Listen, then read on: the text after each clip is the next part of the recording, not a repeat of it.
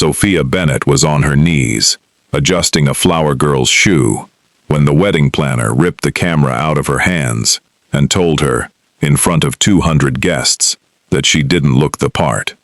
Nobody expected the groom to hear it. The plaza's grand ballroom smelled like white peonies and old money. Crystal chandeliers threw fractured light across marble floors polished to a mirror shine, and somewhere behind the heavy double doors, a string quartet tuned their instruments for a wedding that had cost more than most people's houses. Sophia had photographed enough of these Manhattan weddings to know the rhythm by heart. The hush before the processional, the nervous energy backstage, the mothers dabbing at mascara they'd sworn not to wear. She loved this part, the unscripted part, the part before everyone remembered to perform for the camera. She was crouched near the bridal suite entrance, framing a shot of 6-year-old Lily Vance struggling with a silver buckle, when a shadow fell over her lens. "Excuse me." The voice belonged to Corinne Ashford, the wedding planner, a woman whose smile never touched her eyes. "We need to talk now." Sophia stood, brushing silk from her knees, camera still looped around her neck. "Sure. Is something wrong with the timeline?" "There's a problem." Corinne's gaze swept over Sophia, down, then up, lingering just long enough to make the insult deliberate. "With you." Sophia felt her stomach drop, but she kept her voice level. Years of freelance work had taught her that panic never helped.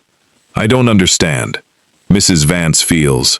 Corinne glanced over her shoulder toward a cluster of women in champagne-colored dresses, one of whom nodded almost imperceptibly. She feels the photographer should compliment the aesthetic of the event. "You understand. This is a very particular kind of wedding. I was hired 3 months ago, my portfolio. Your portfolio is lovely." Corinne's tone made lovely sound like an insult.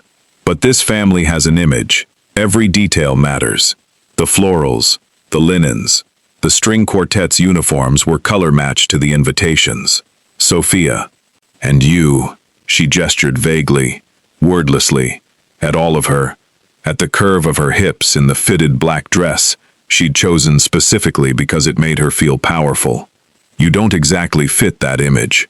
The words landed like a slap, quiet and precise, delivered in a hallway crowded with strangers, who suddenly weren't looking at her, which somehow made it worse. "I'm the best wedding photographer in this city," Sophia said, and she meant it, because it was true, because she'd built her reputation one referral at a time, because grief had taught her that talent was the only currency nobody could take from her. "I was hired for my work, not my dress size. I'm sorry." Corinne didn't sound sorry. She held out a manicured hand. "I need your credentials and your equipment badge. We have a replacement already on standby." A replacement. They'd planned this.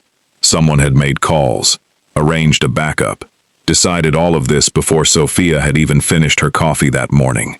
She thought about arguing. She thought about the mortgage payment due in 9 days, about the rent on her studio space in Queens, about the 2 years she'd spent clawing her way from shooting Sweet 16s to booking families with names like Vance and Cross. She thought about walking away with her dignity intact, because dignity was the one thing nobody had managed to take from her yet. Not her ex-fiancé, not her father's illness, not every room she'd ever walked into, where she was the only woman whose body didn't match the wallpaper. She unclipped her badge. That was when the doors at the end of the hallway opened, and the room seemed to inhale. Damian Cross walked through them like weather, 6'3", dressed in a charcoal tuxedo that fit him the way expensive things fit men who never had to ask the price. Dark hair combed back, jaw set in the particular stillness of a man who had spent his entire life being watched and had long ago stopped caring. Conversations died mid-sentence. Corinne's hand, still extended toward Sophia's badge, froze in the air. What's happening here? It wasn't a question. Damian Cross didn't ask questions he didn't already know the answer to. "Mr. Cross." Corinne's voice climbed half an octave. Just a small staffing adjustment. Nothing that concerns. It concerns me. He hadn't looked at Corinne once. His eyes were on Sophia, on the badge in her hand, on the camera, still slung around her neck like armor. Something in his expression shifted, almost too fast to catch. Recognition, maybe, or memory. "You're the photographer who shot the Whitmore Gala in March." Sophia blinked. Yes. You caught my uncle laughing for the first time in a decade." His voice was low, even, but it carried the way a held breath carries in a silent room. "I have that photograph in my office." Corinne's mouth opened, closed. "She's being replaced," she said finally, weakly, at Mrs. Vance's request. Damien turned, then, slow, deliberate, and looked past Corinne to where Amelia Vance stood, near the champagne-colored cluster of relatives, radiant in white silk, watching the entire exchange, with an expression Sophia couldn't quite read. Something cool, something satisfied. "Is that true?" Damien asked her directly. Amelia's smile was practiced, patient, the smile of a woman who had never once expected to be questioned. "Darling, it's just a photographer. There are 100 of them in this city. There's one standing in this hallway that I hired myself," Damien said, "for reasons that had nothing to do with how she looks in a dress." The hallway went silent enough that Sophia could hear her own pulse. "This wedding does not start," Damien said, loud enough now for the entire wing of the plaza to hear, "until she has her badge back on." Nobody moved. Corinne looked at Amelia. Amelia looked at Damien with something flickering behind her eyes that wasn't quite panic and wasn't quite fear, but sat somewhere dangerously close to both. "Damien," Amelia said carefully, "you're making a scene." "No," he said, and for the first time, his gaze slid to Sophia, steady, unreadable, final. "Somebody already made the scene. I'm just deciding how it ends." He held out his hand toward Corinne. Wordlessly, she placed the badge back into Sophia's palm. Sophia stood frozen in the hallway of the most expensive wedding venue in Manhattan, camera around her neck, heart hammering, staring into the eyes of a man she had never spoken to before that morning. A man who had just, in front of 200 witnesses and his own bride, chosen her. She didn't know yet that this wedding would never make it to its vows. She didn't know that Damien Cross had a reason for remembering her name that had nothing to do with a photograph of his laughing uncle. And she had no idea that somewhere in that ballroom, Amelia Vance was already reaching for her phone, texting a number that belonged to a man Damien Cross had spent 5 years trying to destroy. Sophia's hands were still shaking 20 minutes later, when she raised her camera again, because that was the only thing she knew how to do with fear. Turn it into focus, aperture, shutter speed, anything that gave her trembling fingers a job. The ceremony hadn't started yet. Guests were still being seated, ushers moving through the ballroom in choreographed pairs, and somewhere behind a folding screen near the bridal suite, Amelia Vance was having her veil adjusted by 3 separate assistants, while her mother hovered, dabbing invisible wrinkles from silk that didn't need dabbing. Sophia kept her distance, kept her lens low, kept doing her job like nothing had happened, because that was the only way she knew how to survive a room that had just tried to erase her. She didn't expect Damien Cross to find her again before the vows. "You're using a Leica." His voice came from behind her, quiet, close. She turned and found him standing with his hands in his pockets, tie already loosened at the collar, watching her equipment case like it was the most interesting thing in the room. "Most wedding photographers I've hired use Canon. Leica handles low light better," Sophia said, surprised by how steady her own voice came out. "Ballrooms like this kill most cameras. All that gold trim throws the metering off. Is that why the Whitmore Gala photos didn't look washed out like every other event photographer's work that year?" "That's exactly why." Something almost like a smile touched the corner of his mouth. gone before it fully arrived. You remember the specifics of a job you did 5 months ago. I remember every job. She adjusted her lens cap, needing something to do with her hands. It's not really a skill. It's more like I can't stop noticing things. Occupational hazard. That's not a hazard. He studied her for a beat too long, the kind of look that made her feel catalogued rather than undressed, which was somehow worse and better at the same time. That's a rare talent that most people spend their whole careers pretending to have. Before she could answer, Corinne Ashford appeared at his elbow, clipboard pressed to her chest like a shield, expression arranged into something professionally neutral. "Mr. Cross, your mother is asking for you." Something about the seating chart. Damien didn't move right away. He looked at Sophia a moment longer, then nodded once. Formal, distant again, the shutter of his expression closing as fast as it had opened. "Get the shot of the aisle before the doors open," he said. "The light through the west windows only lasts another 20 minutes. He walked away before she could respond, and Sophia stood there holding her camera, wondering how a groom on his own wedding day knew exactly where the good light fell in a ballroom he probably hadn't set foot in until an hour ago. She got the shot. Golden light spilling diagonally across white runners, dust motes catching fire in the beams. And for one unguarded moment, she forgot to be angry about Corinne, forgot to be humiliated, lost herself entirely in the simple mechanical joy of watching light behave exactly the way she predicted it would. This was the part of her job nobody at these events ever saw, the part that had nothing to do with being looked at and everything to do with looking. It didn't last. "You're still here."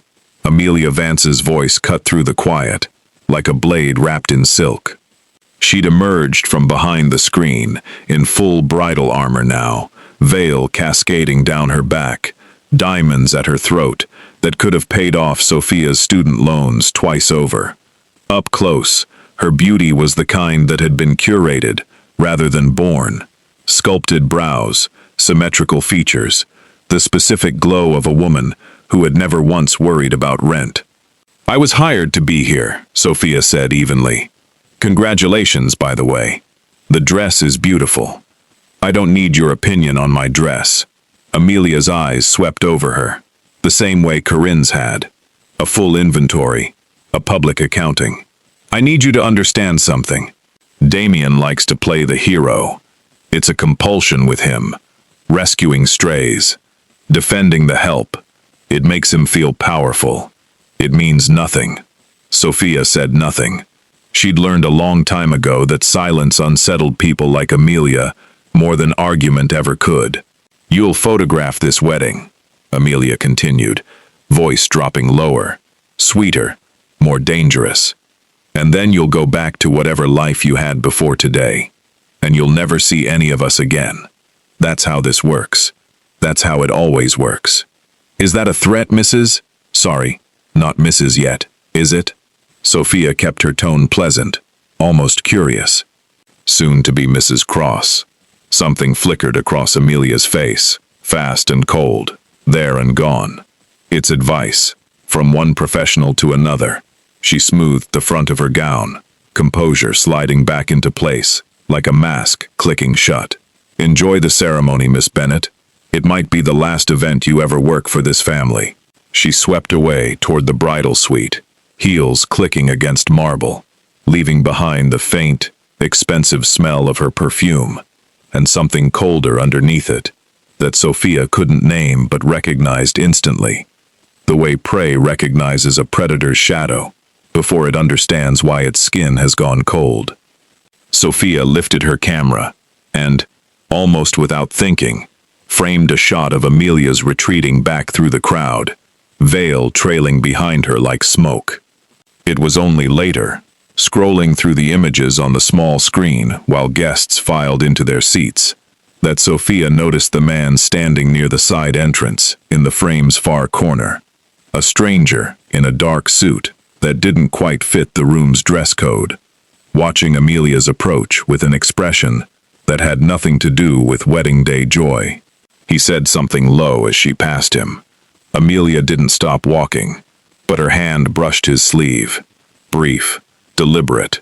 The kind of contact that meant something between two people who understood exactly what it meant, and needed nobody else to.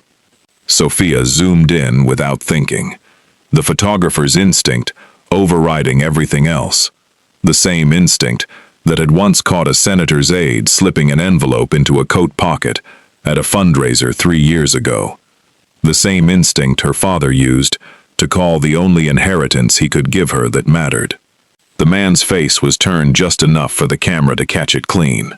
She didn't recognize him, but something about the tension in his jaw, the way his eyes tracked the room like he was casing an exit, made the hair on the back of her neck rise.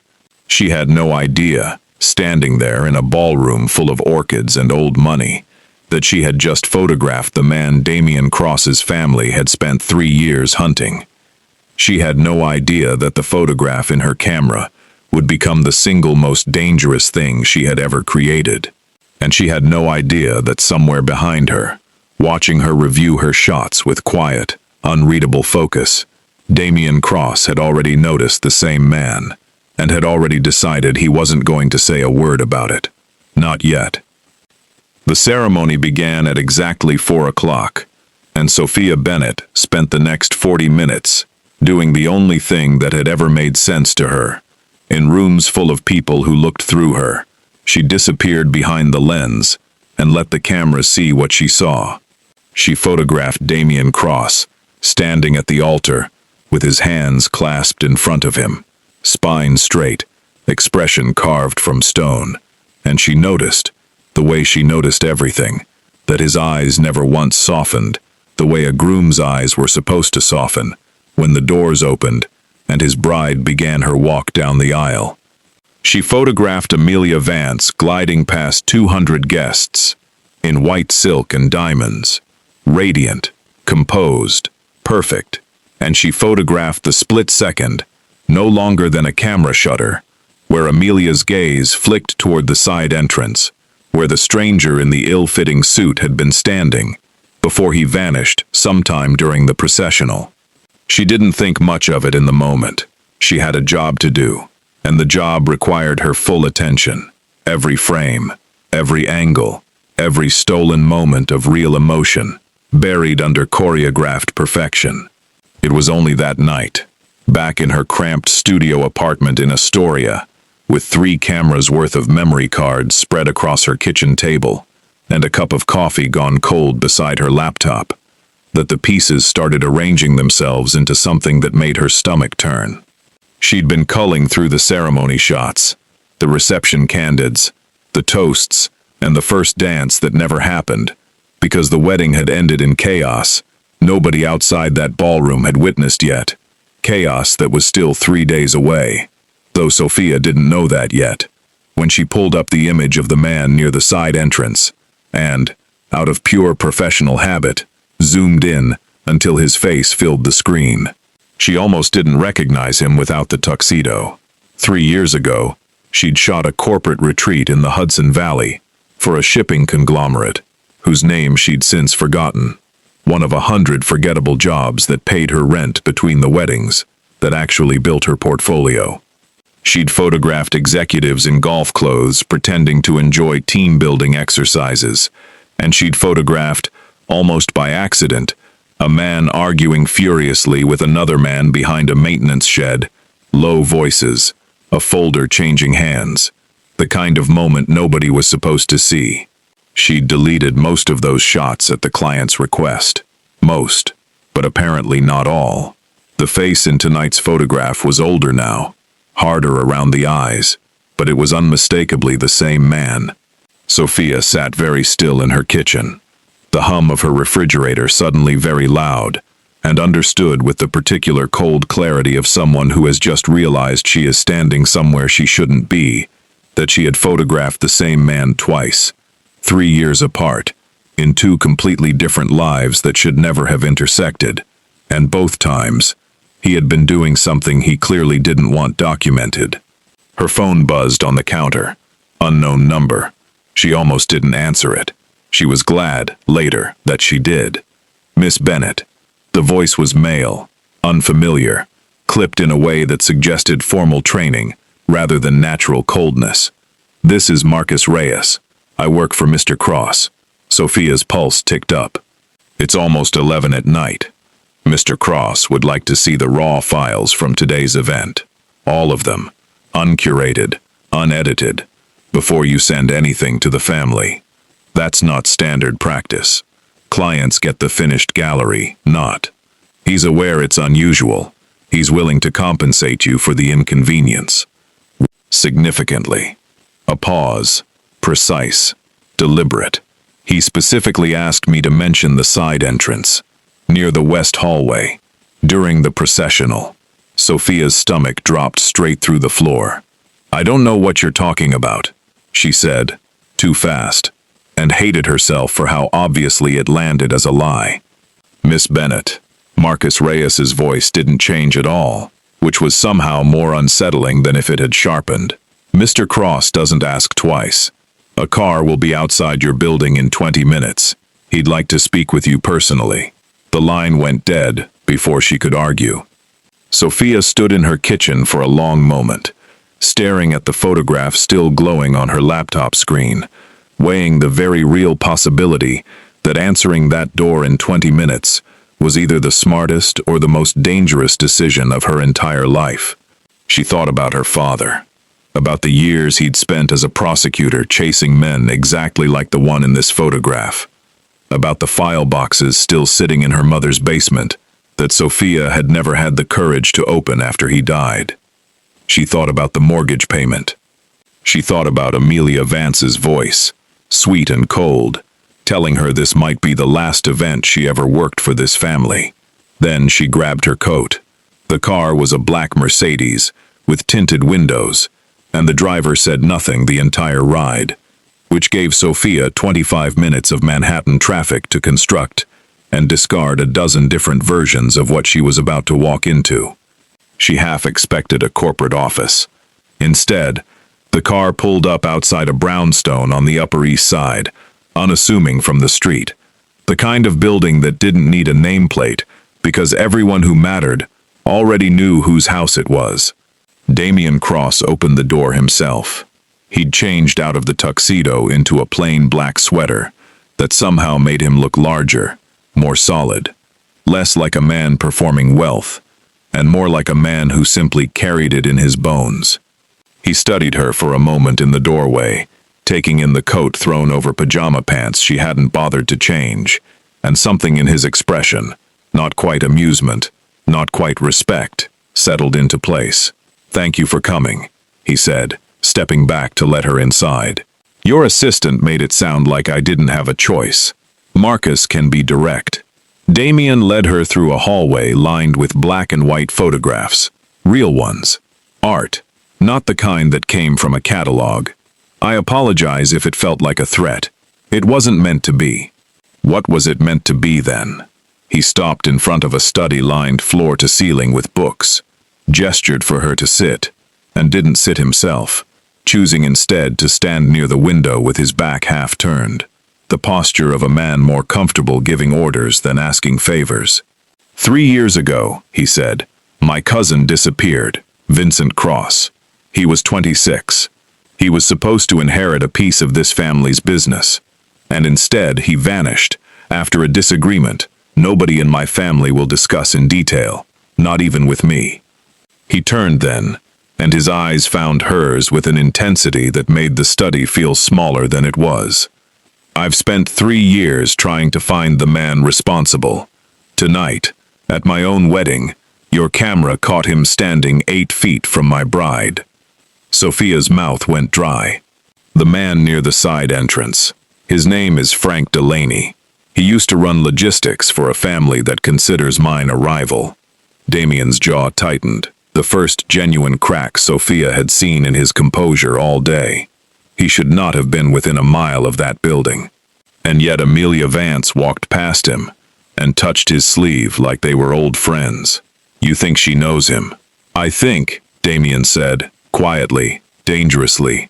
that I need to see every photograph you took today, before I marry a woman who might have just stood in a room with the man who made my cousin disappear. Sophia sat frozen in the leather chair, camera bag still slung over her shoulder, and understood with sudden, vertiginous clarity that she was no longer simply a photographer who'd been fired and rehired in the space of a single humiliating afternoon. She was now the only person in New York holding proof of something that could unravel one of the city's most powerful families from the inside out. "If I give you these photos," she said carefully, "what happens to me?" Damien was quiet for a long moment, studying her the way he'd studied her camera earlier that day, like she was something rare he hadn't expected to find in a room full of ordinary things. "That depends," he said finally, "on whether you're the kind of person who runs from trouble or the kind who documents it." Sophia thought about her father's old case files gathering dust in her mother's basement. She thought about every room she'd ever walked into, where someone decided her worth before she opened her mouth.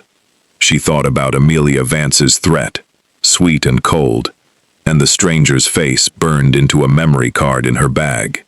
She reached for her camera. "I've never run from anything in my life," she said. She didn't see, in that moment, the flicker of something unguarded cross Damien Cross's face. Not triumph, not relief, but the rare, quiet recognition of a man who had spent his entire life surrounded by people who told him what he wanted to hear, finally sitting across from someone who didn't. They spent the next 2 hours at his desk, with her laptop between them, going through nearly 600 photographs frame by frame. And somewhere around 1 in the morning, Sophia stopped being afraid of Damien Cross and started being something else entirely, something harder to name. He worked the way she photographed, methodically, patiently, refusing to move past a single frame until he'd extracted every piece of information it held. He didn't rush her. He didn't hover over her shoulder or grab the mouse out of her hand the way she half expected a man like him to do. He asked questions. He listened to her answers like they mattered. "Here." Sophia paused on a wide shot of the cocktail hour, zoomed into the far corner where Frank Delaney stood half hidden behind a pillar. "This is maybe 90 seconds before the one you saw. He's not alone." Damien leaned closer to the screen, close enough that she caught the clean, expensive scent of him, cedar, and something underneath it that was just skin. "Who's that next to him?" "I don't know, but look at his hands." Sophia traced the outline on the screen without touching it. "He's holding a phone at hip height. Not texting. Recording maybe, or on a call he doesn't want anyone to see him having. You caught all of this without knowing any of it mattered." "I catch everything." She said it simply, without pride, the way she might state her own name. "It's not a choice. My brain just files things. Faces, gestures, who's standing too close to who's avoiding eye contact.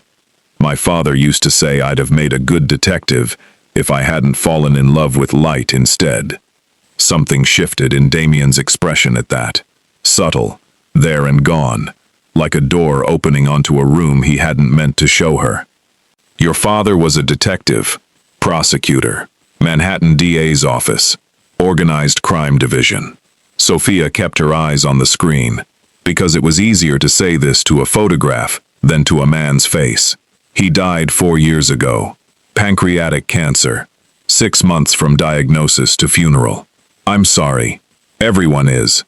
She clicked to the next photo, needing the motion to keep from feeling the weight of the memory too fully. "It doesn't change anything.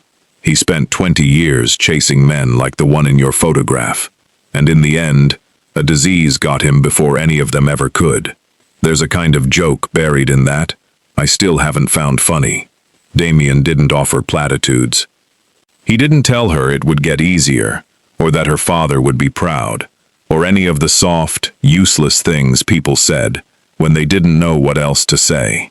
He was quiet for a moment, watching her profile in the lamplight, and then he said, "My cousin's disappearance is the reason I stopped trusting people the moment I'm supposed to trust them most. Sophia looked up. Vincent and I grew up in the same house for 2 years after his father died.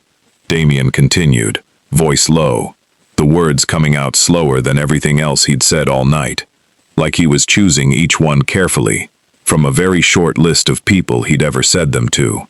He was more of a brother than a cousin.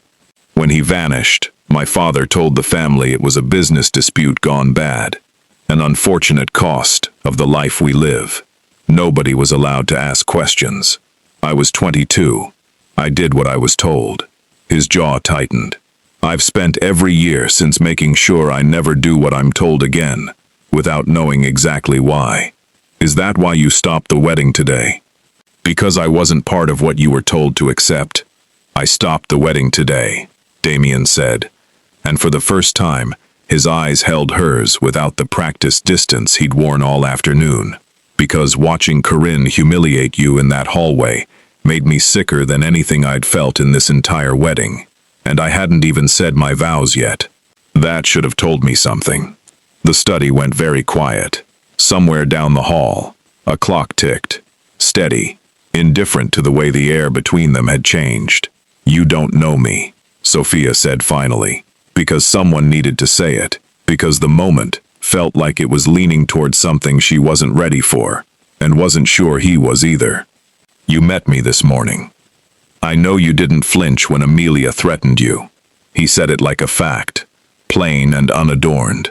I know you noticed a stranger's phone position in a crowd of 200 people while doing a job that had nothing to do with surveillance. I know you drove here at 11 at night with a man you'd never met, because you decided the truth mattered more than your own safety. He shook his head slowly. I've known people my entire life who I understand less than I understand you after 6 hours. Sophia's throat tightened. She looked back at the laptop screen, because it was safer than looking at him, and clicked through 3 more photographs before either of them spoke again. There, she said, stopping on an image from the reception, hours after the ceremony, that never fully became a wedding, because Damien had called it off before the vows were even spoken. Amelia stood near the gift table, phone pressed to her ear, face angled away from the crowd, expression stripped of every ounce of bridal radiance she'd worn all day. This is maybe 20 minutes after you told everyone the wedding was postponed. She doesn't look upset. She looks furious. Damien's voice had gone flat, cold in a way Sophia hadn't heard from him yet, colder than anything in the hallway that morning. That's not the face of a woman whose wedding just fell apart. That's the face of a woman whose plan just fell apart. He straightened, pulling back from the desk, putting distance between himself and the screen, like he needed the physical space to think. I need to know who she's calling. That's not something I can find out from a photograph. No. He looked at her, and something had hardened behind his eyes, something that made Sophia understand, in one clear, chilling instant, exactly how dangerous the man standing in front of her actually was, beneath the tailored sweater and careful manners. But I know people who can. He crossed to his desk, picked up his phone, and typed something fast, thumbs moving with the efficiency of a man used to giving orders that got obeyed without question. Sophia watched him, camera bag still in her lap, and felt the full weight of what she'd walked into settle over her shoulders like a coat 2 sizes too heavy. Miss Bennett. Damien didn't look up from his phone. I'd like to hire you again. Not for photographs this time. For what then? For your eyes. He finally met her gaze, and there was something almost pleading, buried under the command in his voice, something she suspected he rarely let anyone see. I need someone in that family's orbit who notices things nobody else notices, who isn't already compromised by loyalty or fear, or 30 years of pretending not to see what's in front of them. I'll pay you triple your normal rate for every event. You photograph, you watch, you tell me what you see. Sophia should have said no. Every rational part of her, the part that had rebuilt her life after her father's death, one careful, cautious decision at a time, screamed that walking deeper into a mafia family's unraveling engagement was the single worst business decision she could make. "Why me?" she asked instead, needing to hear the honest answer before she let herself agree to anything. You could hire actual security consultants, people trained for exactly this, because they'd see threats. You see people. Damien's voice was steady, certain. That's rarer than you think. That's not really an answer. Something in his phrasing snagged at her, small but sharp. It sounds like you're describing a tool, something useful to point at a problem. That's not what I meant, isn't it? Sophia stood, arms crossing instinctively, the old defensiveness rising before she could stop it. You said it yourself the first night. My eyes, my skill. Not once have you asked what I actually want out of any of this, or whether I'm comfortable being the person who watches your fiancée for signs of betrayal, while you figure out whether to marry her anyway. Damien's jaw tightened. I called off that wedding in front of 200 people, Sophia. You called it off because Corinne insulted you by proxy. That's not the same as ending an engagement. The words came out harder than she intended, but she didn't take them back. I don't know what I am to you right now. A consultant, a witness. Something you noticed because I was inconvenient to dismiss. I need to understand which one before I agree to anything else. Something flickered across Damien's face, wounded in a way she hadn't expected, from a man built out of granite and control. You think that's all this is? I think you haven't told me what this is at all.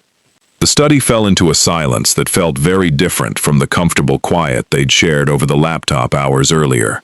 Colder, more uncertain. Two people suddenly aware of how much unspoken ground separated them. I'll have the agreement drawn up, Damien said finally, voice retreating into the same formal distance he'd worn the day they met. Marcus will handle the details going forward. Fine, Sophia said, and picked up her camera bag, and neither of them said anything else, as Marcus drove her home through empty streets just before dawn, the warmth of the last few hours cooling into something neither of them yet knew how to repair. 2 weeks passed, and Sophia learned things about the Cross family that no amount of careful photography had ever prepared her for. She learned that Frank Delaney had once worked logistics for the Marchetti family, longtime rivals of the Crosses, before disappearing from public records entirely, around the same time Vincent Cross vanished 3 years ago. She learned that Amelia Vance's father owed the Marchettis a debt so old and so large that nobody in either family spoke its exact number aloud. She learned, from a folder Damien left open on his desk during one of her visits, that Amelia had been engaged twice before, both times to men connected to families the Crosses had crushed in business over the past decade, both engagements ending abruptly and without explanation. She learned, mostly, that Damien Cross was not the man his reputation suggested, even if the coolness that had settled between them after that night in his study had never fully thawed. They spoke now the way careful colleagues spoke, professional, efficient. The warmth of that first long night folded away somewhere neither of them mentioned. The gala at the Ashworth Foundation was smaller than the wedding had been, more intimate, 400 guests instead of 2. And Sophia moved through it with her camera, the way she always did, invisible and everywhere at once. Damien had insisted she attend, had insisted, in fact, that she be seated at his table, a decision that had drawn exactly the kind of attention Sophia had spent 2 weeks trying to avoid. You're staring again, Damien said quietly, leaning toward her under the cover of adjusting his cufflink. I'm working. You're staring at me, not the room. Sophia felt heat climb up her neck and forced her eyes back to the crowd, to the safety of her viewfinder, because it was easier to admit that to a lens than to his face. You're photogenic, occupational hazard. Is that the same excuse you used at my wedding? It's a good excuse. I'm sticking with it. He almost smiled, and for one unguarded second, sitting in a ballroom full of the city's wealthiest families, Sophia forgot entirely that this man had a fiancée, that his family dealt in violence she couldn't fully imagine, that everything about this arrangement was built on danger, disguised as professional necessity, and that the two of them still hadn't spoken about the words that had passed between them 2 weeks ago. The moment shattered the second Amelia Vance appeared at their table. Well, Amelia's smile was a blade wrapped in silk, same as it had been in that hallway 2 weeks ago, but sharper now, honed by weeks of watching her fiancé grow closer to a woman she'd tried to erase. "This is a surprise." The photographer, seated at the head table. "Tell me, Damien, is this a new policy? Elevating the help?" "Sophia isn't the help," Damien said, voice level, but Sophia caught the edge underneath it. The warning. She's consulting on security concerns for the wedding. Given recent events. Security concerns. Amelia's eyes flicked to Sophia, cold and assessing. How curious. I didn't realize photographers had security training. "I notice things," Sophia said simply. "Apparently that's a rare enough skill to be worth something." Amelia's smile didn't falter, but something in her eyes went flat, calculating. Dangerous in a way Sophia had learned to recognize over the past 2 weeks of studying this family's careful cruelties. "How lovely for you. Enjoy the party, Miss Bennet. I'm sure it won't last long." She swept away, and Sophia watched her go, camera instinctively rising, catching the moment Amelia's composure cracked for half a second near the bar, catching the man she leaned toward, spoke to in low, urgent tones. A man Sophia recognized instantly from 3 weeks of research. Frank Delaney, at Damien's gala, in a room full of his family's closest allies. "Damien," Sophia's voice dropped, urgent. "Delaney's here, by the bar." Damien's head turned so fast his jaw could have cracked. By the time his eyes found the bar, the man was gone, vanished into the crowd like smoke, leaving nothing behind but Amelia standing alone, adjusting her bracelet with hands that Sophia noticed, through her lens, were not quite steady. "He was just here," Sophia said, talking to Amelia. "I got the shot." Damien was already standing. "Show me." She pulled up the image on her camera's screen, and there it was, undeniable. Delaney's face turned toward Amelia's, close, familiar, the body language of two people who had done this dance before, who knew each other's rhythms too well for a chance encounter at a charity gala.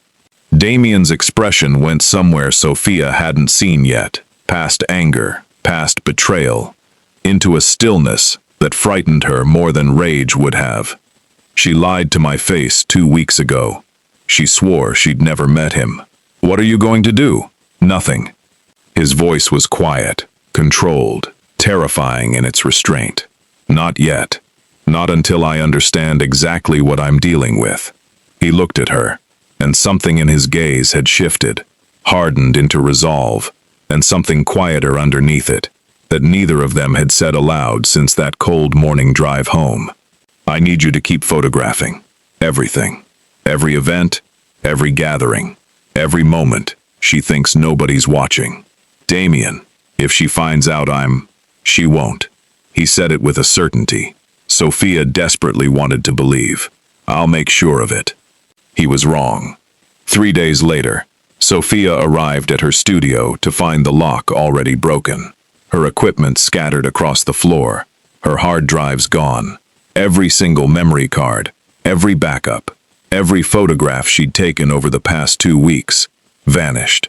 Only one thing remained, placed deliberately on her kitchen counter where she couldn't miss it, a single printed photograph of herself, taken from across the street outside her apartment building, time-stamped from that very morning. Someone had been watching her. Someone had known exactly what she'd been collecting and exactly where to find it. Her phone rang before she could fully process the violation crawling up her spine. Damien's number. Sophia. His voice was tight, controlled panic barely contained beneath careful words. "I need you to leave your apartment right now. Don't pack. Don't stop for anything. There's a car coming. What's happening?" "Amelia knows," he said, and the words landed like ice water down Sophia's back. She knows you've been working with me. Marcus intercepted a call 20 minutes ago. She's not planning to warn Delaney anymore, Sophia. She's planning to remove the problem entirely. And the problem is you. Sophia looked at the ransacked studio around her, at the photograph of herself on the counter, at the life she'd carefully rebuilt after her father's death, now torn open by a threat she'd walked into, with her eyes wide open. "I'm not running," she said, even as her hands trembled around the phone. "I told you the first night. I've never run from anything. This isn't a photograph you can outsmart, Sophia. This is a woman, connected to people who make other people disappear. People like my cousin." The line went quiet, both of them holding their breath across the city between them. And in that silence, Sophia understood that the past 2 weeks had changed something neither of them had planned for. Something dangerous enough that a woman like Amelia Vance would rather make her vanish than let it continue. "Then help me fight it," Sophia said finally, voice steady despite everything. "Because I'm not hiding, and I'm not letting her win." Somewhere on the other end of the line, she heard Damien exhale, long and slow, the sound of a man forced to choose, in a single terrifying instant, between protecting the woman he was beginning to need again, and controlling a war he no longer fully commanded. Damien arrived at Sophia's apartment in 11 minutes, which she would later learn was 4 minutes faster than his fastest recorded drive from the brownstone to anywhere in Manhattan, according to Marcus Reyes, who mentioned it later, with the flat, unimpressed tone of a man who had stopped being surprised by his employer's behavior around Sophia Bennett. He didn't knock. He used a key she hadn't given him, a fact she filed away for later outrage, and found her sitting on her kitchen floor, surrounded by the wreckage of her studio, camera bag clutched to her chest like a shield. "You're bleeding." His voice went low, urgent, dropping to his knees in front of her, before she'd even registered the thin cut across her palm from broken glass she hadn't noticed cutting her. "It's nothing. I didn't even feel it. That's not the point."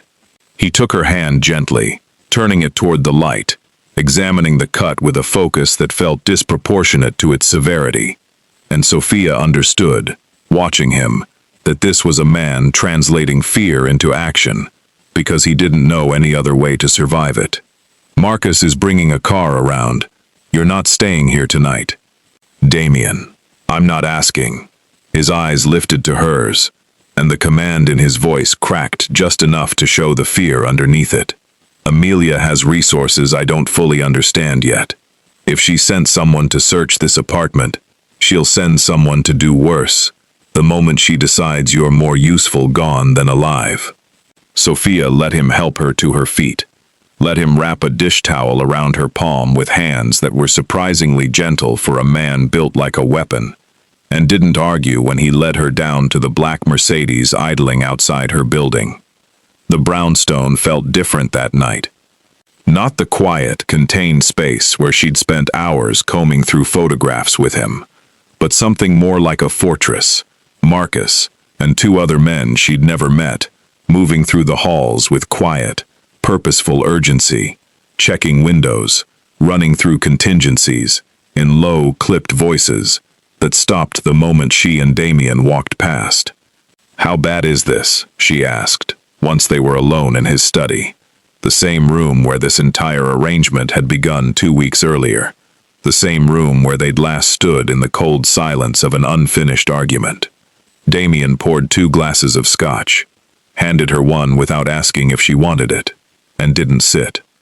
Marcus traced the call Amelia made after the gala. She spoke to someone named Victor Marchetti for 6 minutes. His jaw tightened.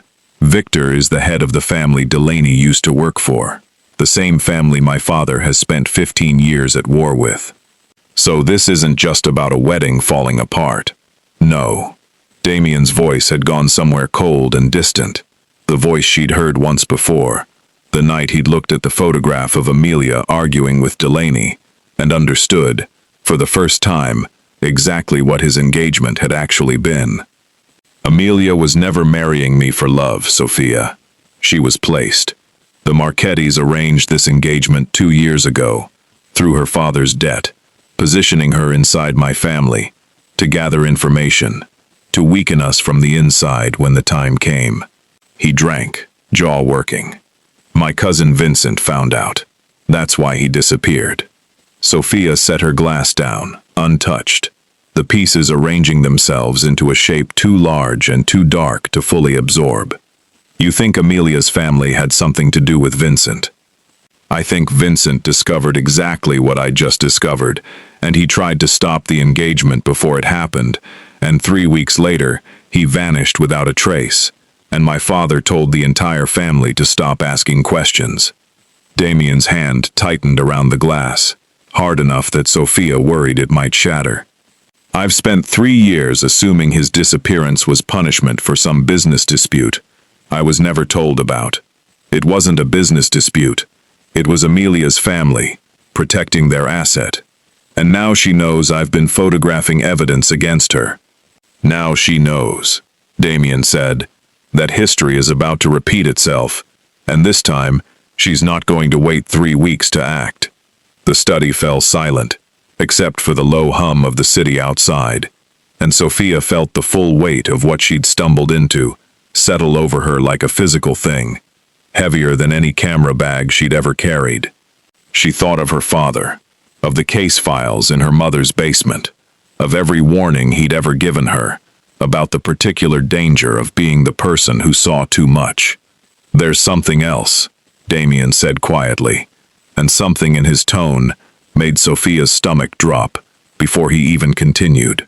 Marcus found records tonight.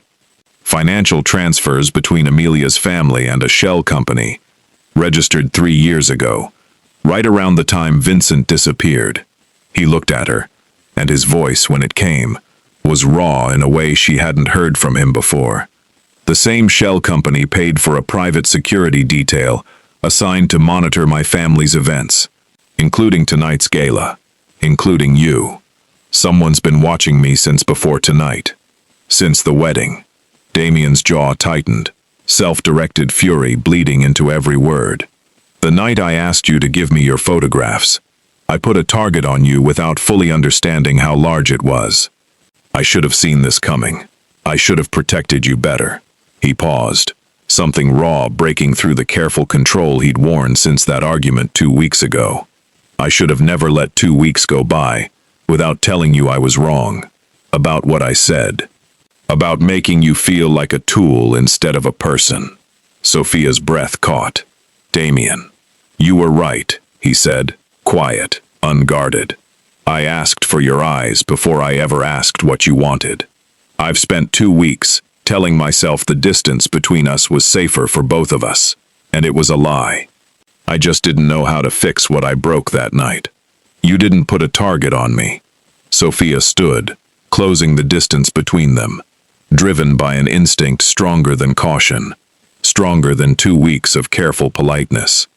I chose to give you those photographs. I chose to keep photographing. This isn't your fault, Damien. It's hers, and Delaney's, and whoever's pulling strings above both of them. That doesn't change the fact that you're not safe because of decisions I made. I haven't been safe since the day my father died, and left me to figure out how to survive a world he spent his entire career warning me about. Sophia's voice cracked, just slightly, the exhaustion and fear of the day finally breaking through the composure she'd held onto since finding her studio ransacked. I'm scared, Damien. I won't pretend I'm not, but I'm not leaving this, and I'm not letting you send me somewhere safe while you finish this fight alone. Damien looked at her for a long moment, something warring behind his eyes, and then he set his glass down and closed the last distance between them, close enough that Sophia had to tilt her head back to hold his gaze, close enough that she could see the fear he'd been suppressing all night finally surface, raw and unguarded. If anything happened to you, he said, voice low, rough, I don't know what I would do. And that terrifies me more than anything Victor Marchetti or Amelia Vance could ever threaten. The air between them went taut, charged, the space of a single breath separating 2 people, who had spent 2 weeks circling something neither of them had let themselves name, and who had just, finally, found their way back to each other. Sophia's heart hammered against her ribs, and for one suspended moment, she thought he might close that final inch of distance entirely. His phone rang, shattering the moment like glass. Marcus's voice came through, loud enough that Sophia caught every word, and the color drained from Damien's face as he listened. "Say that again," Damien said, voice gone flat and dangerous. A pause. Sophia watched his hand tighten around the phone until his knuckles went white. "They found Delaney," Damien said finally, lowering the phone, eyes finding Sophia's, with an expression that made her blood run cold. "Dead. 2 hours ago. Which means whoever's really running this isn't Amelia, and isn't Delaney, and isn't even the Marchettis. Then who is it?"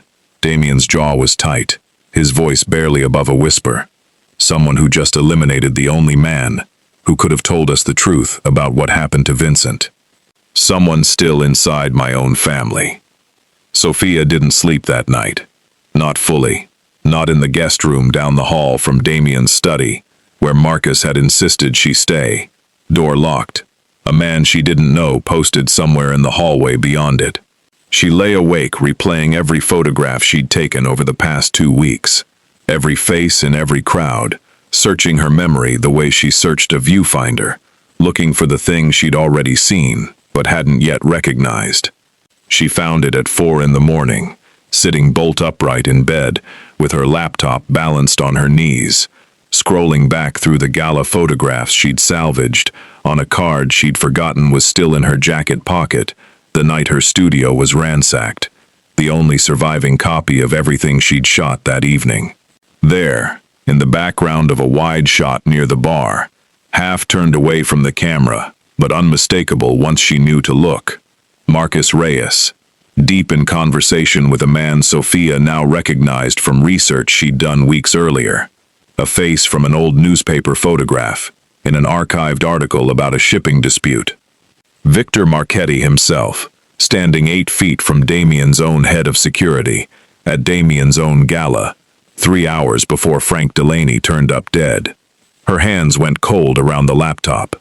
She found Damien in the study before 6, still in yesterday's clothes, dark circles under his eyes, suggesting he hadn't slept any more than she had. He looked up when she entered, and whatever he saw on her face made him straighten immediately. "What is it?" She turned the laptop toward him without a word, watched his eyes find the frame, watched something in his face go absolutely still. "That's not possible," he said, but his voice had already lost its conviction. "I checked the timestamp 3 times. This was taken at 8:47 last night, 90 minutes before Delaney's estimated time of death, according to what Marcus told you. Marcus has worked for my family for 11 years. Damien's voice was quiet, strained, a man trying to hold together a foundation he could feel cracking beneath him. "He was with my father, before he was with me. He vetted every guard in this house. He vetted you. I know how this looks. I don't think you understand how this looks." Damien stood, paced to the window, back rigid, and Sophia watched the full weight of betrayal settle onto a man who had spent 3 years hunting for his cousin's killer, only to discover the trail led directly into his own home. If Marcus is working with the Marchettis, he's had access to everything. Every plan, every security detail, every place I've kept you safe for the past 3 days. He knew where you lived before I gave the order to move you. He knew the exact minute to have your studio searched. He's the one who called you last night, about Delaney, which means he controlled exactly what information I received, and exactly when. Damien's hand came down flat against the window frame, controlled violence in the gesture. He's been 3 steps ahead of me, because he's the one setting the board. The study door opened before either of them could say more, and Marcus Reyes walked in, carrying a folder, his expression its usual careful neutrality, utterly unaware that the ground beneath him had just shifted. I have the coroner's preliminary report on Delaney, he said, extending the folder toward Damien. Gunshot wound, close range, no witnesses. They're treating it as, "Where were you at 8:47 last night?" Damien's voice was flat, controlled, giving nothing away. Marcus paused, folder still extended, something flickering behind his eyes, too fast for Sophia to name. At the gala, working security, same as always. Talking to anyone in particular? A dozen people. It was a security detail, Damien. I was moving through the room constantly. A beat. Why do you ask? Damien turned the laptop screen toward him, and Sophia watched Marcus Reyes's carefully constructed composure crack for exactly 1 second, before it slammed shut again, faster than any reaction she'd photographed in 2 weeks of studying faces, for exactly this kind of tell. That's Victor Marchetti, Marcus said, voice even. I didn't know who he was. He introduced himself as a donor to the foundation. You've run security for this family for 11 years, Damien said, quiet, deadly. You're telling me you didn't recognize the head of the family that's been at war with us since before I was born. I'm telling you it was a crowded room, and I was doing my job. Marcus. Damien's voice dropped lower, and Sophia felt the temperature of the room drop with it. Vincent trusted you. I trusted you. If you had anything to do with what happened to him, I would never.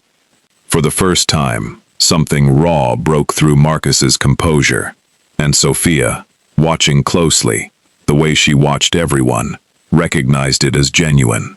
Damien, I loved Vincent like a brother. I have spent 3 years looking for the truth right alongside you. Then explain the photograph. Marcus was quiet for a long moment, and when he finally spoke, his voice had dropped to something Sophia hadn't heard from him before. Something that sounded almost like relief, like a confession he'd been carrying alone for far too long. I've known for 6 months that someone inside this house has been feeding information to the Marchettis, he said. I didn't come forward because I didn't know who, and because the one time I raised the concern to your father, he told me to drop it and never mention it again. He looked at Damien, steady now, resolved. I introduced myself to Victor Marchetti last night because I wanted him to know I was watching him. I wanted him to know somebody in this house hadn't stopped looking, even if your father had ordered everyone else to. The room went silent, the accusation and its answer hanging in the air between 3 people who had all, in different ways, been chasing the same shadow for years, without realizing how close it had been standing to each of them the entire time. You think my father knows something, Damien said slowly. I think your father has known something since the day Vincent disappeared, and he spent 3 years making sure nobody dug deep enough to find out what. Marcus set the folder down on the desk, finally, and met Damien's eyes directly. I think the reason Delaney is dead is because he was about to tell someone the truth, and somebody couldn't let that happen. And I think that somebody has access to every plan this family makes, which means either your father is protecting a killer, or your father is the reason Vincent is dead at all. Sophia watched Damien absorb the accusation, watched 3 years of grief and suspicion, and carefully controlled fury, finally find a direction, and understood, in that moment, that whatever came next would not be contained to boardrooms and careful conversations. This was no longer about a canceled wedding, or a photographer nobody thought belonged in the room.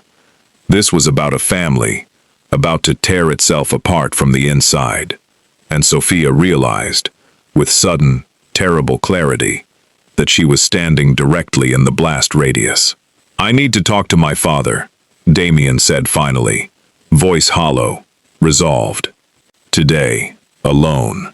That's not safe, Marcus said immediately. None of this has been safe since the day I let Amelia Vance into this family.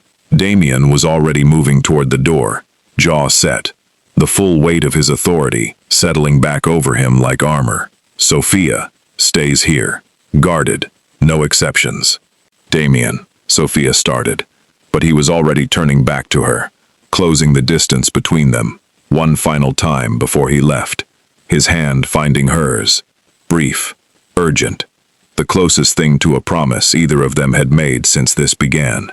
"I need you safe," he said quietly, "just for her. Whatever my father tells me today, whatever this costs, I need to know you're still here when it's over." He was gone before she could answer, the front door closing behind him with a sound like a verdict, and Sophia stood alone in the study with Marcus Reyes, both of them staring at a laptop screen that had just cracked open a betrayal 3 years in the making, with no way of knowing that Damian Cross was walking directly into a confrontation that would nearly cost him everything before the sun set. Damian returned 4 hours later with a face carved from granite and a truth that would break his family in half. His father, Salvatore Cross, had denied everything at first, sitting behind the same mahogany desk where he'd built an empire, insisting he knew nothing about Vincent's disappearance, beyond what he'd already told the family. But Damian had learned patience from a lifetime of watching his father negotiate, and he'd waited, silent, immovable, until the old man's composure finally cracked under the weight of 3 years of guilt he could no longer carry alone. Vincent hadn't died in a business dispute.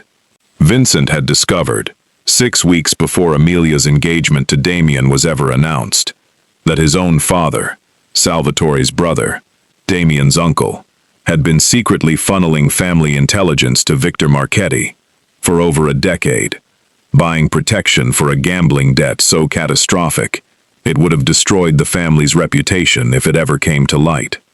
Vincent had confronted him. Vincent had threatened to tell Salvatore everything, and Vincent's own father had ordered him silenced, framing it as a hit from a rival family so the truth would die with him. "My uncle," Damian said, voice hollow, sitting across from Sophia in the study that had become the only place in the city that still felt safe, "murdered his own son to protect a secret, and my father helped him bury it for 3 years to protect the family name." Sophia said nothing, letting the silence hold space for a grief too large for words, and reached for his hand across the desk.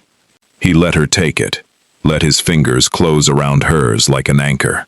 "Amelia's engagement was never a coincidence," he continued. "My uncle arranged it with Marchetti 2 years ago, another piece of the same debt, positioning her inside our family to keep gathering information long after Vincent was gone. Delaney worked for my uncle directly, not just the Marchettis. When Delaney started drinking too much, talking too loose, my uncle had him killed before he could tell anyone the truth about Vincent. And Marcus, innocent. My father confirmed it. My uncle used a housekeeper who's worked for him for 15 years, someone nobody would ever suspect, feeding information through a burner line traced back to a warehouse in Red Hook." Damian's jaw tightened. "My uncle is having dinner at my father's house tonight. He has no idea we know anything. What are you going to do?"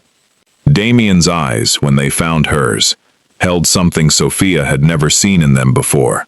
Not the cold command of the man who'd stopped a wedding, not the careful restraint of the man who'd spent 2 weeks working alongside her, but something raw and unguarded. A man standing at the edge of a decision that would define the rest of his life. "I'm going to end this tonight," he said. "All of it. My uncle, Amelia, whatever's left of Marchetti's reach inside my family.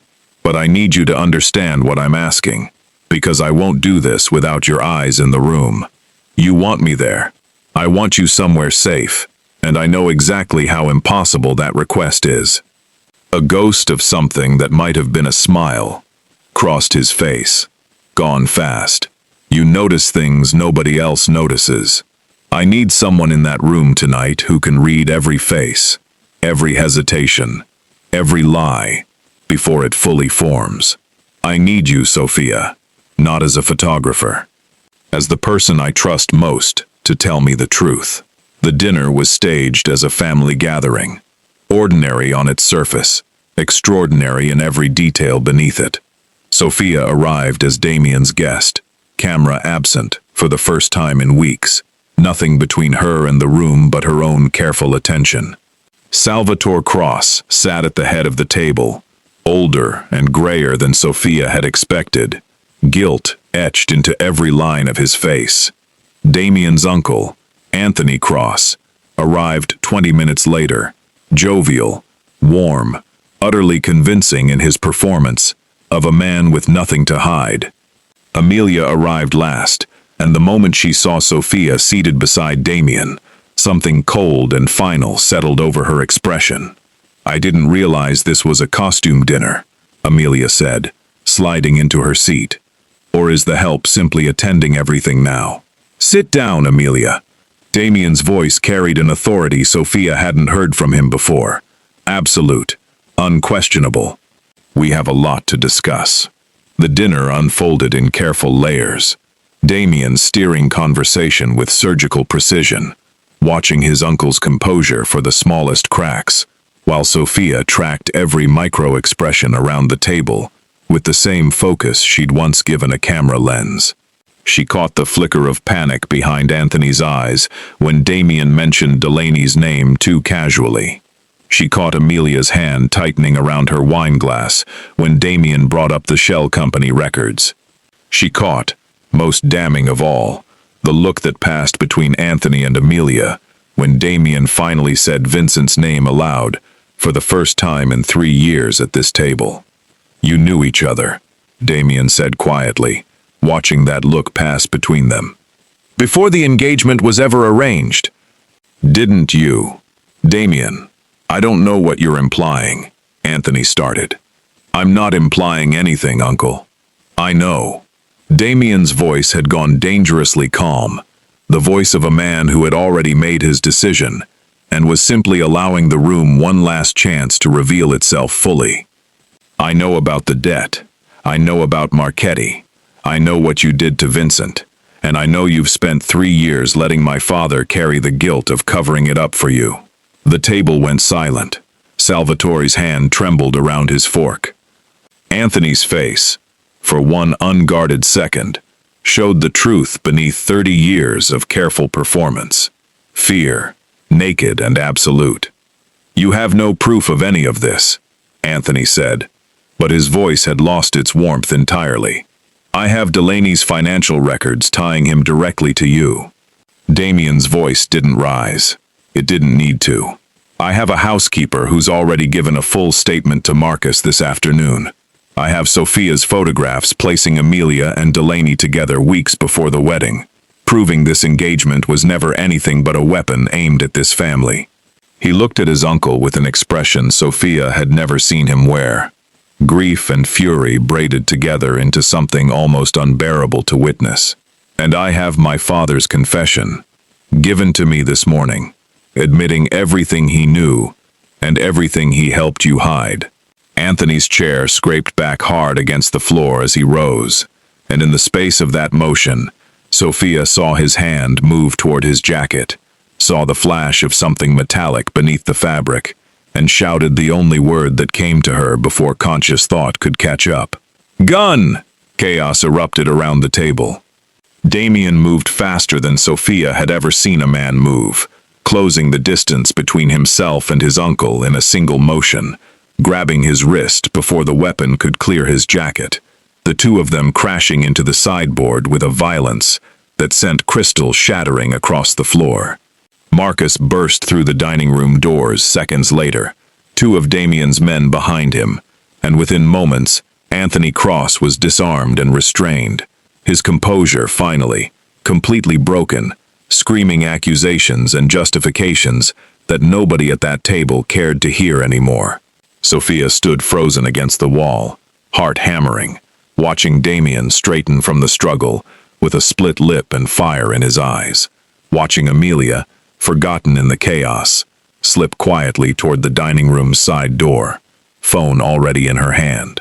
"She's leaving," Sophia said, and Damien's head snapped up, but by the time he reached the door, Amelia Vance was gone into the night, taking with her the last piece of a conspiracy that had just cost a family everything, and leaving behind a threat that Sophia understood with sudden and terrible clarity, was far from finished. Amelia Vance made it 4 blocks before Marcus Reyes's men found her, but by then the damage she'd set in motion could no longer be undone. She'd made 1 phone call from the back of a cab, 7 words long, delivered to a number, registered to nobody, and by the time Damien's men pulled her out of that cab and brought her back to the brownstone in restraints, Victor Marchetti already knew that his 15-year investment inside the Cross family had collapsed in a single evening. "He'll retaliate," Damien said, pacing his study at midnight, Anthony secured in a room downstairs under guard, Salvatore sitting ashen and silent in the corner, a man who had spent 3 years protecting a lie and was only now understanding the full weight of what that protection had cost. Marchetti doesn't lose quietly. He never has. "What did she say on the call?" Sophia asked, still shaking from the dinner, from the gun, from the violence that had erupted in a room she'd walked into, believing she understood the stakes. 7 words, Marcus said grimly, checking his phone. "It's over. Get to the warehouse. We're tracing it now." Sophia's mind snapped back to the very first photograph she'd taken weeks ago, the one that had started all of this. Frank Delaney, standing near a side entrance, phone at hip height, recording something he didn't want seen. The warehouse. Red Hook. That's where the housekeeper's burner line traced back to. Damien went very still. "You think Marchetti's running this from there? I think it's the only lead we have. And if Amelia just warned him, he's either running or he's about to make sure nothing connects back to him." Sophia stood, adrenaline overriding the exhaustion that had settled into her bones hours ago. "If there's evidence there, it won't exist by morning." Damien looked at her for a long moment, something warring behind his eyes, the same instinct to protect her that had driven every decision since her studio was ransacked, fighting against the certainty that she was right. That hesitation now would cost them everything they'd fought for. "You're not coming," he said finally. "I photographed the only evidence that broke this case open tonight." Sophia held his gaze, steady, despite the tremor still running through her hands. "I'm not staying behind, while you walk into a building that might already be rigged to erase every trace of what Marchetti's done. You need my eyes, Damien. You said so yourself. That was before someone pulled a gun at my father's dinner table. And it's still true now." She stepped closer, refusing to back down, refusing to be the woman who waited safely at home while the people she cared about walked into danger without her. "I've spent 4 years being told I don't belong in rooms because of how I look, what I weigh, who people assume I am, before I open my mouth. I am done being left behind, Damien. Not by you, not by anyone." Something shifted in his expression, resolve and fear, and something far more tender, braiding together into a decision Sophia watched him make in real time. "You stay close to me, every second, no exceptions." The warehouse in Red Hook sat dark and silent against the East River, industrial and forgotten, the kind of building nobody questioned, because nobody ever looked twice. Marcus led 4 men through the perimeter, while Damien and Sophia approached the main entrance, and Sophia felt every nerve in her body sharpen to a fine point. The same focus she brought to a camera lens now trained on every shadow, every sound, every possibility of danger the darkness might be hiding. The door was unlocked.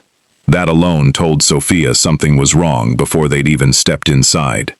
The interior was mostly empty, crates stacked along the walls, dim emergency lighting casting long shadows across concrete floors, and at the far end, near a bank of monitors and filing cabinets that looked recently disturbed, stood Victor Marchetti himself, flanked by 2 men, calm in a way that made Sophia's blood run cold.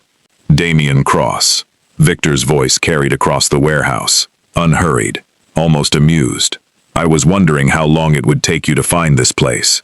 Your cousin found it faster, if it's any consolation. Took him 3 weeks of digging. You killed him." Damien's voice was low, lethal. Every ounce of control he'd shown all night, finally straining against its leash.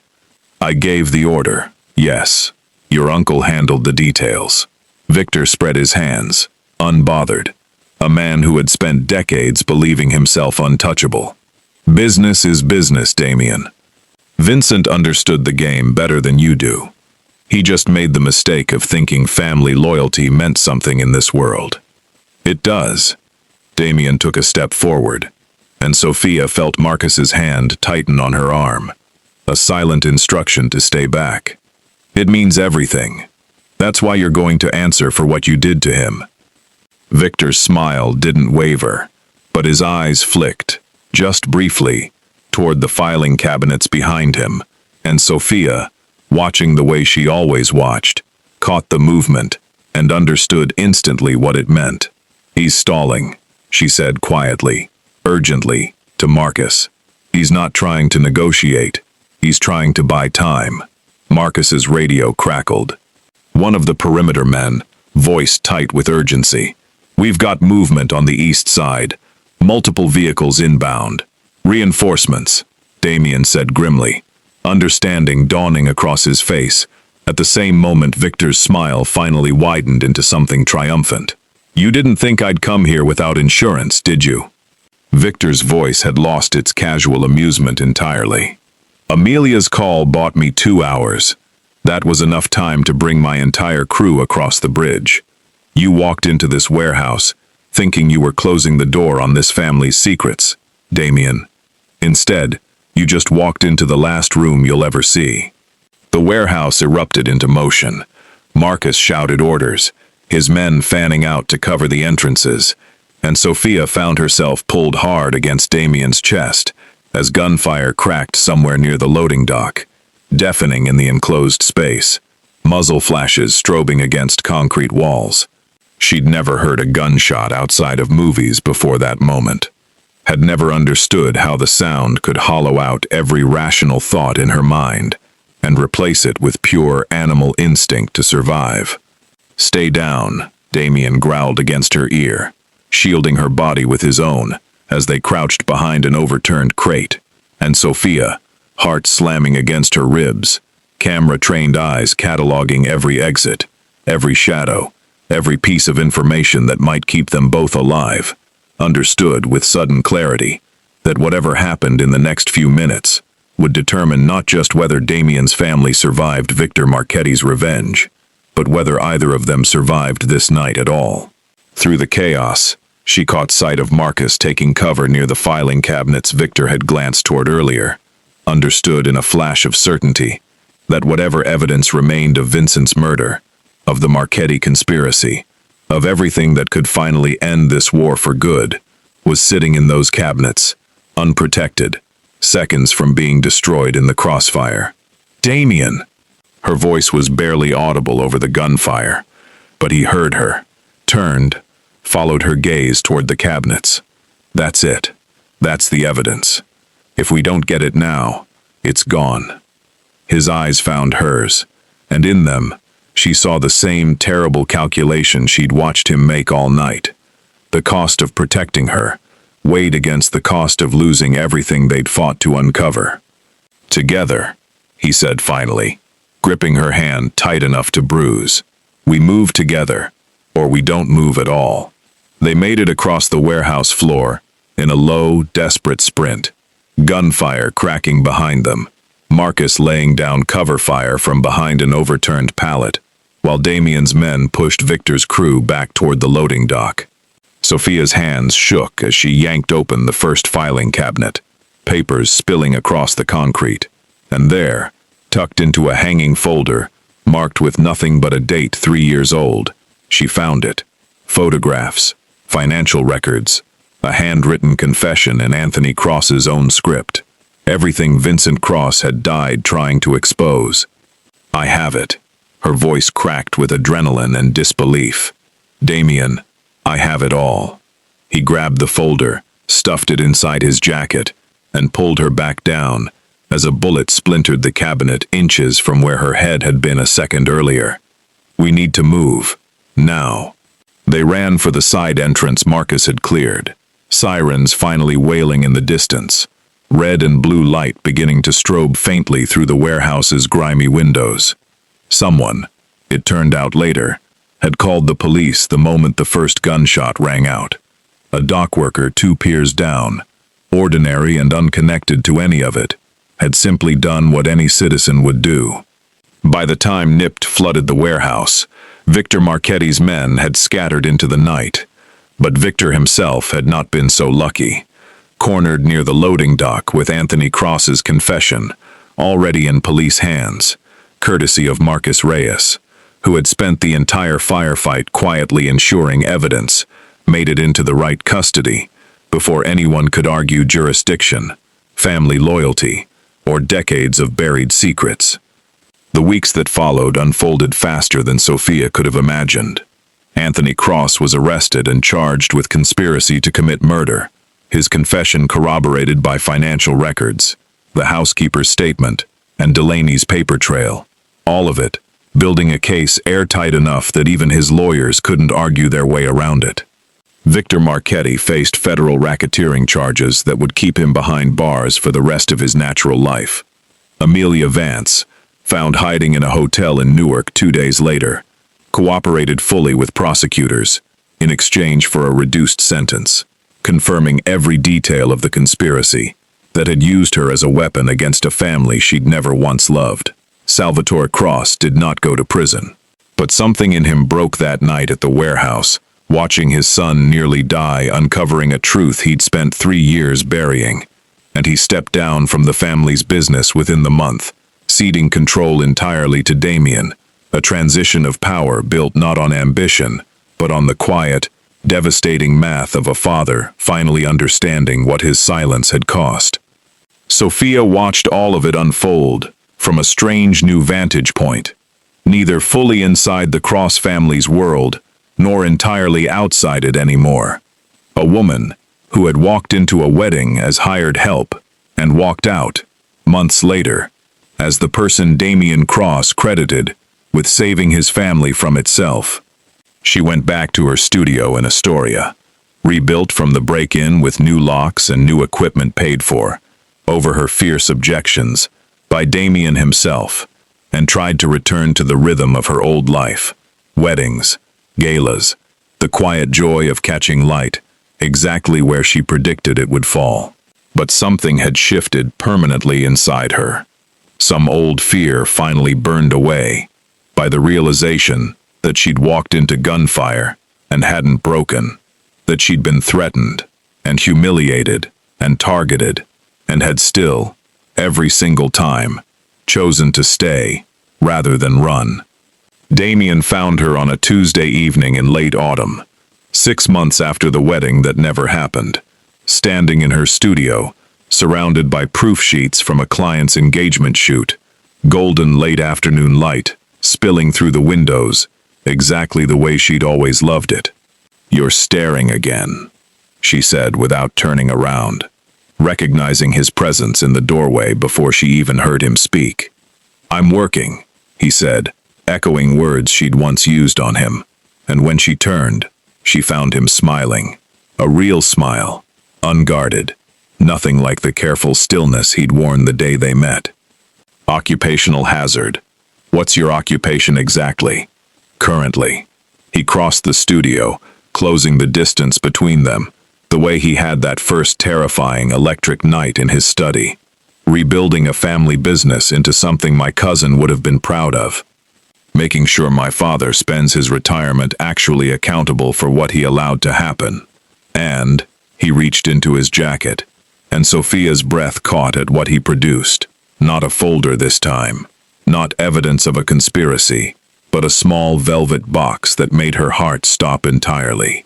Trying to work up the courage to ask a woman who once told me she'd never run from anything, whether she'd consider staying, permanently, in my life. "Damien, I know this isn't conventional." His voice was steady, despite the vulnerability written plainly across his face. The same face that had once been unreadable to an entire ballroom of guests, now open entirely for her. "I know we started this because you photographed the wrong man at the wrong wedding. I know I have more baggage than any reasonable person should ask someone to carry, but I have never, in my entire life, trusted anyone the way I trust you, and I have never wanted to build a future with anyone the way I want to build one with you. Sophia looked at the box in his hands, at the man who had stopped his own wedding for her, who had chosen truth over comfort, who had learned across 6 months of chaos and grief and violence that love wasn't about control or power, but about choosing someone, fully and freely, again and again. "Ask me properly," she said, voice thick with tears she didn't bother hiding. Damien dropped to one knee in a photography studio in Astoria, sunlight catching the ring like it had been waiting its whole existence for this exact moment, and asked Sophia Bennett to marry him, with a sincerity that no amount of money or power could have manufactured. She said yes before he'd even finished the question. Their wedding, 6 months later, was smaller than the one that had never happened, held not at the plaza, but in a garden upstate, where nobody cared about seating charts or aesthetic committees, or whether the photographer looked the part. Sophia handed her camera to a trusted colleague for the day, insisting on being in front of the lens for once instead of behind it, and when Damien slid the ring onto her finger in front of family, real family, chosen and blood alike, he leaned close enough that only she could hear him. "You were right," he murmured, "that first night in my study. You said you'd never run from anything in your life. I remember. I used to think strength meant never needing anyone." His thumb traced the back of her hand. Steady, certain. "You taught me it means choosing someone anyway. Every day. Even when it's terrifying. You didn't make me weaker, Sophia. You made me the strongest I've ever been." Somewhere behind them, cameras flashed, capturing a moment neither of them needed documented to remember forever, and Sophia Bennett, once fired for not looking the part, stood at the center of a love story built not on how she looked, but on everything she had seen, chosen, and refused to run from.